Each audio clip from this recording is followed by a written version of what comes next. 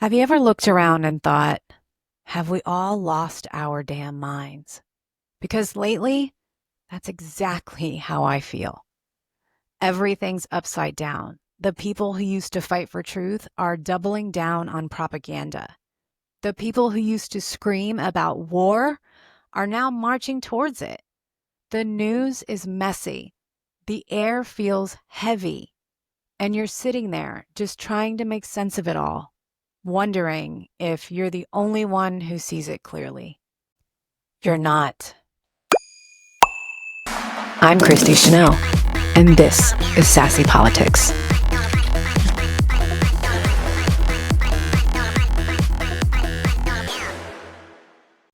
I took a breath last week. I needed it. I had to step back from the noise, but I never stay away long because I know how important this is. And truthfully, I love this. I love using my voice. I love knowing you're out there listening.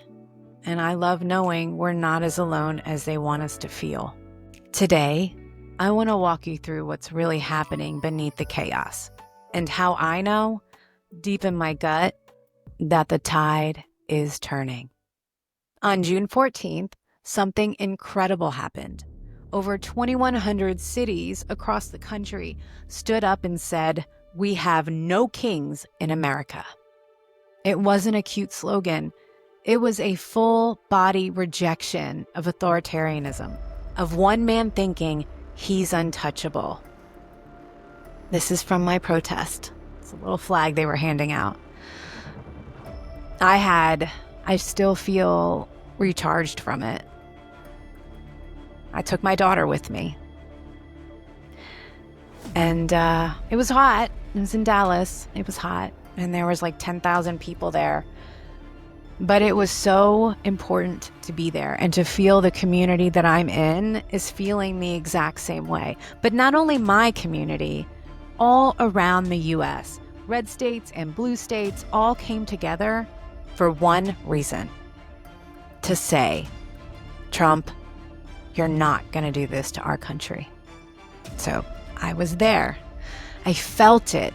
I saw people show up with their kids, with handmade signs. I actually had one of my own that me and my daughter made. We made a day out of it. And then I went live on TikTok as I was recording or as I was making my sign. And my sign said, "And then they came after you." Because eventually they will. And that was the real message of my sign. With this quiet fire that was in everybody's eyes, they said, "No, you don't get to take this from us." We're talking millions of people. All states in the U.S. participated. On back roads and in big cities, that's history. We made history. That's momentum. But how did Trump respond? He logged onto Truth Social and posted, "I was very concerned a king was trying to take my place. Sarcastic, passive, aggressive, delusional." But here's the part you need to clock. The very next day, he pivoted from mocking us to announcing that he plans to double deportations.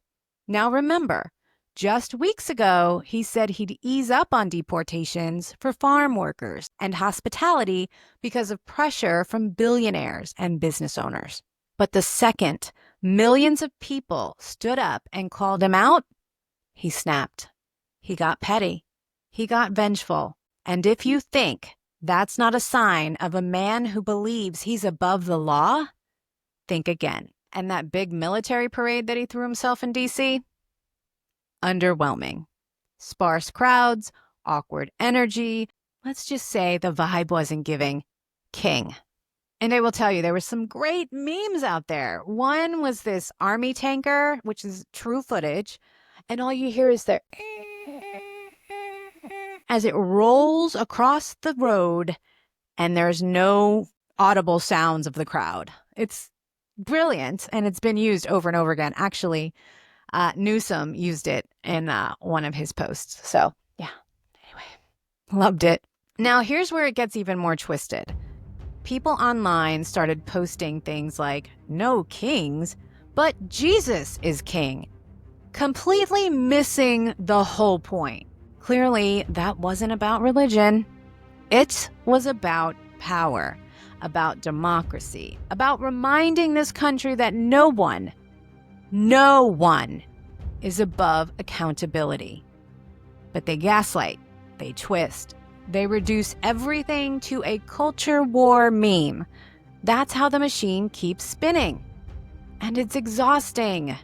Let's talk about what Trump said just yesterday. He went after Fox News. Yeah, his own echo chamber. He said MAGA hates Fox News because they're posting negative polls, called their pollster a clown, and their political analyst, Jessica Tarlov, a disgrace. Said their numbers were rigged and biased. Now hold on. This is Fox, the same network that's carried water for him for years. The one that helped build the MAGA machine. And now it's not loyal enough. This is what authoritarians do. They burn every bridge that doesn't worship them. And when even Fox isn't pure enough for you, you're not running a movement. You're running a cult. And the cracks are showing.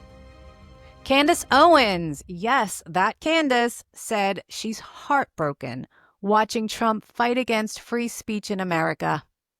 Joe Rogan, who isn't exactly progressive, said Trump's immigration plans are dangerous and warned that we might become monsters while fighting monsters. Let that sink in.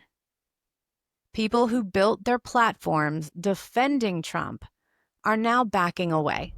Slowly, carefully, publicly. That's not nothing. That's a signal. The tide is turning. You want to hear something beautiful? We need it. Pope just appointed a new U.S. bishop, Michael Pham. And his first message, he called on deacons and priests to sit beside immigrants in court, not to preach, not to convert, just to be there, to show up in solidarity, to make sure no one feels alone. That moved me, because it reminded me of the nuns in Germany who hid Jewish families during the Holocaust. Quiet acts of resistance, small things that changed everything. And maybe that's what we need right now. People willing to show up. And then there's the war drums. Trump is not talking about aligning with Israel to take on Iran. It's all starting to build. But remember, his base? They were anti-war. That was the one thing they could hang their hat on. Now he's doing exactly what they used to criticize Bush and Obama for. So ask yourself, was it ever really about policy? Or was it always about control? I know this is a lot. I know you might be listening to all of this, holding your coffee, sitting in your car or your kitchen, thinking, what the hell is happening to us? I feel it too. It's scary. It's overwhelming. And it's easy to feel like you're the only one who sees what's really going on. But you're not alone. This shift, the one we're witnessing, it's not just about power or politics. It's about people waking up. It's about reclaiming clarity in a world built on confusion. And that matters more than you know. Here's the truth. Millions protested. Trump panicked. The media turned. His allies backed away. Faith leaders stepped forward. And in the middle of all of the noise, you stayed awake. The tide is turning. You can feel it. You can see it. And if you've been waiting for a sign to keep speaking, to keep standing, to keep fighting, this is it. You're not crazy. You're not alone. And I will be here with you. I'll be back next week, next Monday. Until then, stay safe, stay awake, and pay attention. Love you, miss you, bye.